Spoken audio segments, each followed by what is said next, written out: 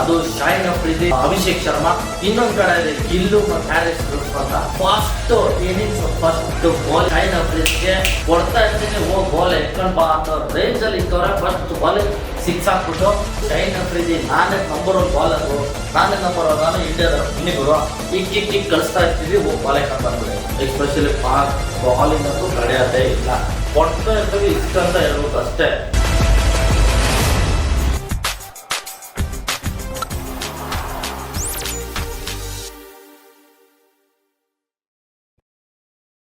Hi ನಮಸ್ಕಾರ, cricket circle ಕನ್ನಡಕ್ಕೆ ಸ್ವಾಗತ ಸುಸ್ವಾಗತ. ನಾನು ದೀಪಕ್. ಹೌದು, ಇವತ್ತಿನ ಪಂದ್ಯ ಹಣಾನೆ ಪಂದ್ಯ, ಇಂಡಿಯಾ ವರ್ಸಸ್ ಪಾಕಿಸ್ತಾನ್. 2ನೇ ಸಲ ಮತ್ತೆ ಸಿಕ್ಕಿರೋದು ಇಂಡಿಯಾಕ್ಕೆ ಪಾಕಿಸ್ತಾನ.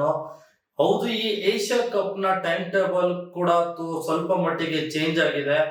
ಸೂಪರ್ 4 ಹಂತಕ್ಕೆ ತಲುಪಿದೆ ಇವಾಗ ಏಷ್ಯಾ ಕಪ್. ಇದು ಮುಗಿದ ನಂತರ ಕೊನೆ ಹಂತಕ್ಕೆ ಫೈನಲ್ ಅಂತ ತಲುಪಲಿದೆ. ಈ ಸೂಪರ್ 4 ಅಲ್ಲಿ ಯಾವ ರೀತಿ ಟೈಮ್ ಶೆಡ್ಯೂಲ್ ಇರತ್ತೆ ಅಂತ ನಾನು ಸಂಪೂರ್ಣ ವಿವರಣೆ ಕೊಡ್ತಾ ಹೋಗ್ತೀನಿ.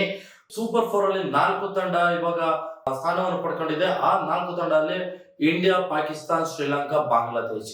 ಈಗಾಗಲೇ ಶ್ರೀಲಂಕಾ, ಬಾಂಗ್ಲಾದೇಶ್ ಮೊದಲ ಪಂದ್ಯ ಕಂಪ್ಲೀಟ್ ಆಗಿ ಬಾಂಗ್ಲಾದೇಶ ಉತ್ತಮವಾದ ಪ್ರದರ್ಶನ ತೋರಿಸಿ ಶ್ರೀಲಂಕಾ ತಂಡವನ್ನು ಸೋಲಿಸಿ 2 ಪಾಯಿಂಟ್ ಅನ್ನು ತನ್ನದಾಗಿಸಿಕೊಂಡಿದೆ. ಇನ್ನು ಇಂಡಿಯಾ ಪಾಕಿಸ್ತಾನವನ್ನು 2ನೇ ಬಾರಿ ಮೀಟ್ ಆಗಿದ್ದು 2ನೇ ಸಲ ಈ ಏಷ್ಯಾ ಕಪ್ ಮತ್ತೆ ಹೊಡೆದಾಕಿದೆ. ಇನ್ನು 3ನೇ ಸಲ ಸಿಕ್ಕರೂ ಕೂಡ ಹೊಡಿತಂತ ಗ್ಯಾರಂಟಿ ನಮ್ಗಿದೆ, ಯಾಕಂದ್ರೆ ಅಂತ ಟೀಮ್ ಅಂತ ಹೇಳಕ್ ಇಷ್ಟಪಡ್ತೀನಿ. ಪ್ರತಿಯೊಂದು ತಂಡ ಕೂಡ 3 ತಂಡಗಳ ನಡುವೆ ಹೋರಾಟ ನಡೆಸ್ತಿದೆ. ಕೊನೆ 3 ಪಂದ್ಯದಲ್ಲಿ ಯಾವುದು ಟಾಪ್ ಪೊಸಿಷನ್ ಅಲ್ಲಿ ಸೇರುತ್ತೆ ಅದು ಟಾಪ್ 2 ಫೈನಲ್ ಹಂತಕ್ಕೆ ತಲುಪುತ್ತಿದೆ. ಅಲ್ಲಿ ಫೈನಲ್ ನಿಂದ ಏಷ್ಯಾ ಕಪ್ ನ 2025 ಫೈನಲ್ ಕಪ್ ತನ್ನದಾಗಿಸಿಕೊಳ್ಳುತ್ತೆ. ಇದು ಏಷ್ಯಾ ಕಪ್ 2025ರ ಟೈಮ್ ಶೆಡ್ಯೂಲ್. ಆದ್ರೆ ಇವತ್ತು ಪಂದ್ಯದ ಡೀಟೇಲ್ ಅನ್ನ ನಾನು ಸಂಪೂರ್ಣ ವಿವರಣೆ ಕೊಡ್ತಾ ಹೋಗ್ತೀನಿ. ಮೊದಲನೇ ಟಾಸ್ ವಿನ್ ಆಗಿ ಚೇಸಿಂಗ್ ಆಯ್ಕೆ ಮಾಡ್ಕೊಂಡಿತ್ತು ಇಂಡಿಯಾ. ಅದ್ರ ಜೊತೆಗೆ ಕಣಕ್ಕಿಳಿದ ಪಾಕಿಸ್ತಾನ್ ಬ್ಯಾಟಿಂಗ್ ಪಡೆ ಮೊದಲನೇ ಇನ್ನಿಂಗ್ಸ್ ಅಲ್ಲಿ 171 ರನ್ ಕಲೆ ಹಾಕೊಟ್ಟಿತ್ತು. 172 ರನ್ ಟಾರ್ಗೆಟ್ ಇಟ್ಟಿದ್ರು. ಈ ಹಂತದಲ್ಲಿ ಬಾಲಿಂಗ್ ಲೈನ್ ಅಪ್ ನೋಡೋದಾದ್ರೆ ಅಷ್ಟರ ಮಟ್ಟಿಗೆ ಬಾಲಿಂಗ್ ಲೈನ್ ಅಪ್ ಚೆನ್ನಾಗಿ ಬಿದ್ದಿರ್ಲಿಲ್ಲ. ಸ್ವಲ್ಪ ಮಟ್ಟಿಗೆ ಬಾಲಿಂಗ್ ಲೈನ್ ಅಪ್ ಚೆನ್ನಾಗಿ ಮಾಡಿರೋದಂದ್ರೆ ಶಿವಮ್ ದುಬೆ 4 ಓವರ್ಗೆ 33 ರನ್ ಕೊಟ್ಬಿಟ್ಟು ಮುಖ್ಯವಾಗಿರೋ 2 ವಿಕೆಟ್ ನ ಕಳಿಸ್ಕೊಟ್ರು. ಅದು ಒಂದು ಭಾರತ ತಂಡಕ್ಕೆ ಒಂದು ಇಂಪಾರ್ಟೆಂಟ್ ಆಗಿ ಟರ್ನಿಂಗ್ ಪಾಯಿಂಟ್. ಕುಲ್ದೀಪ್ ಯಾದವ್ ಕೂಡ ಈ ಹಿಂದೆ 2 ಪಂದ್ಯಗಳಲ್ಲಿ ಮ್ಯಾನ್ ಆಫ್ ದ ಮ್ಯಾಚ್ ಪಡೆದುಕೊಂಡು ಈ ಪಂದ್ಯದಲ್ಲೂ ಕೂಡ 4 ಓವರ್ 31 ರನ್ ಕೊಟ್ಬಿಟ್ಟು 1 ವಿಕೆಟ್ ತಗೊಂಡಿದ್ದಾರೆ. ಇವರು ಕೂಡ ತಂಡಕ್ಕೆ ಉತ್ತಮವಾದ ಸಾಥ್ ಕೊಟ್ಟಿದ್ದಾರೆ. ಚಕ್ರವರ್ತಿ ಕೂಡ 4 ಓವರ್ 25 ಯಾವುದೇ ರೀತಿ ವಿಕೆಟ್ ಇಲ್ಲ, ಆದ್ರೂ ಒಂದು ಕಂಟ್ರೋಲ್ ಮಾಡುವ ಹಂತಕ್ಕೆ ಬೌಲಿಂಗ್ ಲೈನ್ ಅಪ್ ಅನ್ನು ಮಾಡಿಸಿದ್ದಾರೆ. ಇದು ಬೌಲಿಂಗ್ ಲೈನ್ ಅಪ್ ನ ಮುಖ್ಯವಾಗಿರುವ ಇಂಪ್ಯಾಕ್ಟ್ ಪ್ಲೇಯರ್ ಗಳ ಬೌಲಿಂಗ್ ಲೈನ್ ಅಪ್ ನಾನು ತಿಳಿಸಿದ್ದೀನಿ. ಇನ್ನು ಬ್ಯಾಟಿಂಗ್ ಲೈನ್ ಅಪ್ ಅಲ್ಲಿ ಬಂದ್ರೆ ಮಾತ್ರ ಕೂಡ ಚಿಂದಿಯಾಗಿದೆ. ಯಾಕಂದ್ರೆ ಓಪನಿಂಗ್ ಲೈನ್ ಅಪ್ ಅಲ್ಲಿ ಮಾತ್ರ ಅಭಿಷೇಕ್ ಶರ್ಮಾ ಹಾಗೂ ಗಿಲ್ಲು ಚಿಂದಿ ಉಡಾಯಿಸ್ಬಿಟ್ಟಿದ್ದಾರೆ. ಅದು ಫಸ್ಟ್ ಇನ್ನಿಂಗ್ಸ್ ಫಸ್ಟ್ ಬಾಲಿಗೆ ಶಾಹಿನ್ ಅಫ್ರಿದಿಗೆ ಕೊಡ್ತಾ ಇರ್ತೀನಿ, ಹೋಗಿ ಬಾಲ್ ಎತ್ಕೊಂಡ್ ಬಾ ಅನ್ನೋ ರೇಂಜ್ ಅಲ್ಲಿ ಇಕ್ಕವ್ರೆ. ಫಸ್ಟ್ ಬಾಲ್ ಸಿಕ್ಸ್ ಹಾಕ್ಬಿಟ್ಟು. ಹೌದು, ಈ ಪಂದ್ಯದಲ್ಲಿ ಒಂದು 2 ಜಟಾಜಟಿಯನ್ನು ನಡೆದಿತ್ತು. ಅದು ಶಾಹಿನ್ ಅಫ್ರಿದಿ ಮತ್ತು ಅಭಿಷೇಕ್ ಶರ್ಮಾ. ಇನ್ನೊಂದ್ ಕಡೆ ಇದೆ ಗಿಲ್ಲು ಮತ್ತೆ ಹ್ಯಾರಿಸ್ ರೂಫ್ ಅಂತ. ಉತ್ತಮವಾದ ಬ್ಯಾಟಿಂಗ್ ಲೈನ್ ಅಪ್ ಅಲ್ಲಿ 100 ಪಾರ್ಟ್ನರ್ಶಿಪ್ ಮಾಡಿ ಉತ್ತಮವಾದ ಸ್ಟಾರ್ಟ್ ಅಪ್ ನ ಭಾರತ ತಂಡ ಗಿಲ್ ಹಾಗೂ ಅಭಿಷೇಕ್ ಶರ್ಮಾ ಉತ್ತಮದ ಬ್ಯಾಟಿಂಗ್ ಲೈನ್ ಅಪ್ ಮಾಡ್ಕೊಟ್ಟಿದ್ರು. ಅಭಿಷೇಕ್ ಶರ್ಮಾ ಎಕ್ಸಲೆಂಟ್ ಬ್ಯಾಟಿಂಗ್ ಅಂತ ಹೇಳ್ತೀನಿ. ಕೇವಲ 39 ಎಸೆತ 74 ರನ್ ಕಲೆ ಹಾಕೊಟ್ರು.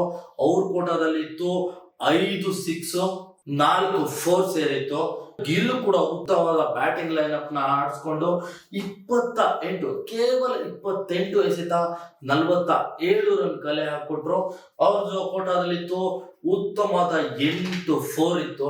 ಈ ಓಪನಿಂಗ್ ಲೈನ್ ಅಪ್ ಕೂಡ ಭಾರತ ತಂಡಕ್ಕೆ ಉತ್ತಮದ ಬುನಾದಿ ಹಾಕೊಟ್ರು. ತಿಲಕ್ ವರ್ಮಾ ಮಿಡಲ್ ಆರ್ಡರ್ ಅಲ್ಲಿ ಮ್ಯಾಚ್ ವಿನ್ನಿಂಗ್ ತರ ಆಡ್ಬಿಟ್ಟು ತಂಡಕ್ಕೆ ಉತ್ತಮದ ಸಾಥ್ ಕೊಟ್ರು.